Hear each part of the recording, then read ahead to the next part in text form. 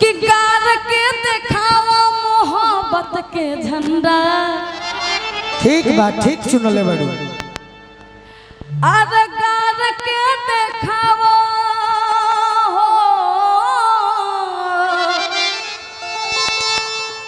अरे गार के दिखावा खड़े होइए मोहब्बत के झंडा। ना ना ना ना ना खड़े होइए ठीक बा हमने के जे रिश्ता बा उ रहल रहे खड़ा रह। ये बात हम ना निशा दीदी कहत रे आप लोग का प्रेम कहानी जोड़ी बड़ा सलामत रहे। हाँ बाकी कहे के बाद कि गार के दिखावा मोहब्बत के झंडा। बोला ए मिसीर जी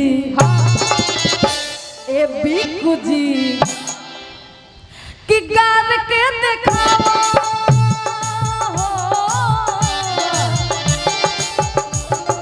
गार के दिखावा मोहब्बत के झंडा। मिसीर जी तू तो बड़ा ठंडा। मिसीर जी तू तो बड़ा ठंडा।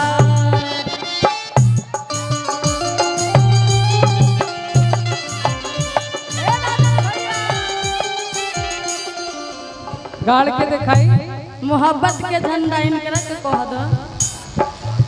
हम तो एक बार कहब मगध से आइला और कहियो मगहिया मैंने जगहिया गाड़ दे झंडा।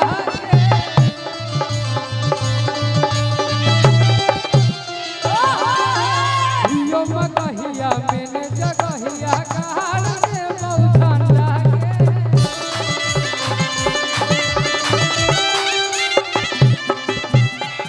देखने में तुमको भले कबार लगते हैं।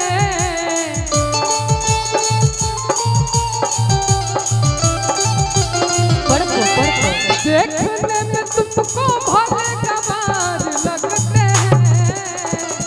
तोरा का पता है ई कमाथिए से हम तो रंगदार लगते हैं।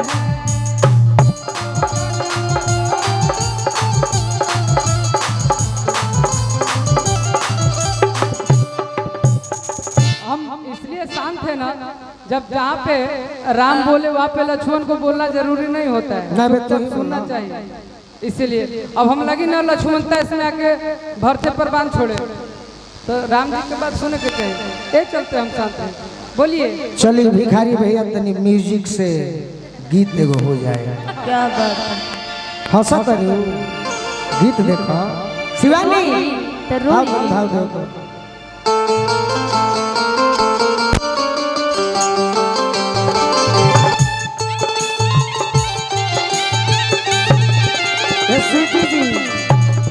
स्वीटी जी चलिए आ जाइए।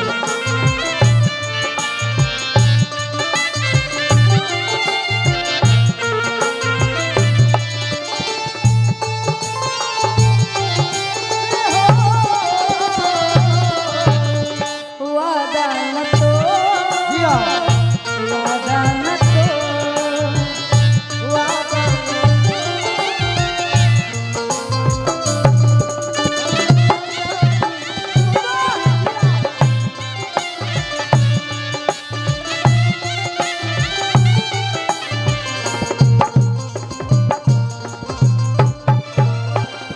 कब कौना कलाकार के इस्तेमाल करे के बाद इहो सीखल जरूरी होला।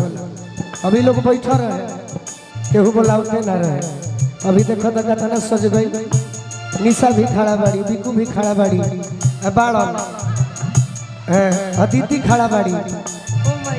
तो लोग के भाई उपस्थिति होके के चाहिए ना। एक ही कहत बिकू बड़ी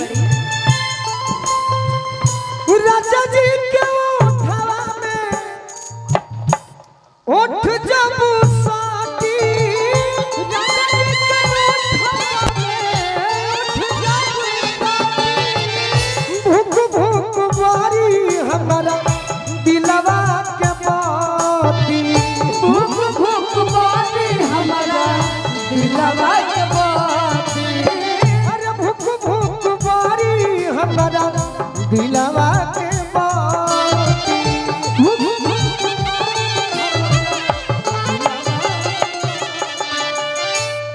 रात भर लभ के दरियावे में रात भर लभ के दरियावे में नेहान होखे दी एह बे राजा जी के कोरवे में जवान होखे दी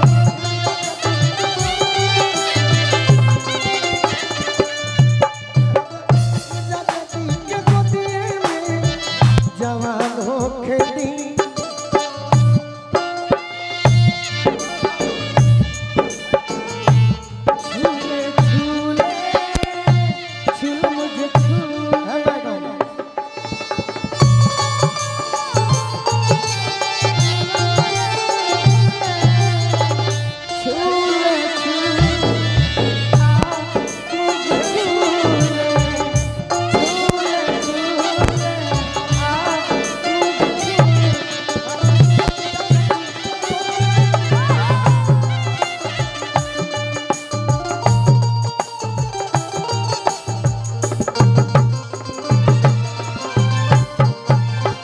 फिरोज भैया भैया के आशीर्वाद मिलल हम तो केवल खड़े हो जाते हैं मनोरंजन करने के लिए नहीं तो हम राजीव भैया पूरा गीत जहिया गावे लगी तेगो अलग जलवा होला लेकिन का करब जब जैसन तब तैसन हमारा बने के पड़ेला ये भोजपुरी के ओरिजिनल साज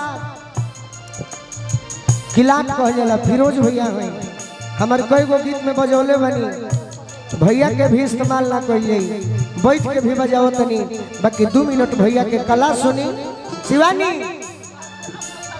यही पर तो कहिला तो कहलो कि कहलो स्वीटी जी केने बनी रौरा बजाना तनी कला अब देखल जाओ 5 मिनट सही वाह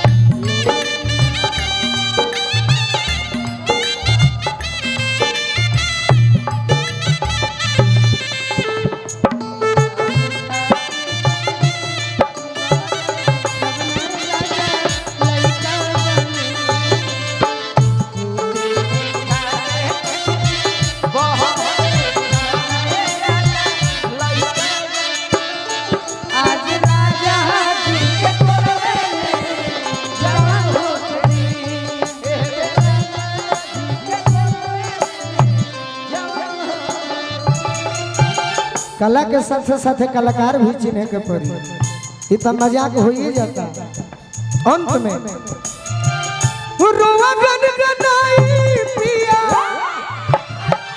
अरे बुढ़ी आराम से गोरा जब उठई है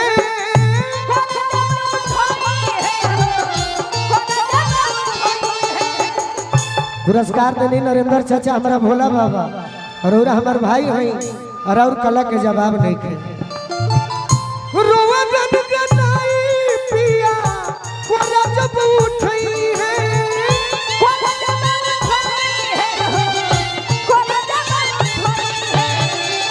ठाकुर मनोज हमर जियादा जुड़ई है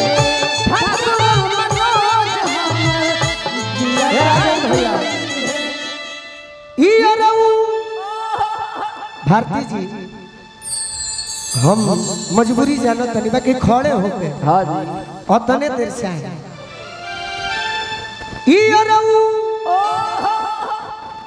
हेले आओ इनका के भेजाएंगे गाना पर अगर हंस देलू तो गाना बिगड़ गई सही सीरियस रहू तो नाचे के मन करी हाँ जी न तो रुपया तो विदाई भोरे मिलिए जाए गोलू राजा के अरे परेशान हो खेती कि आज राजा जी के कोरवे में अरे जवान हो खेती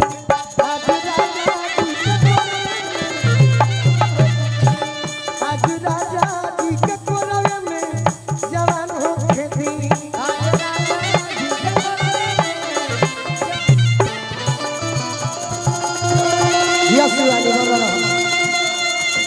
यह गीत संगीत अभी होता है।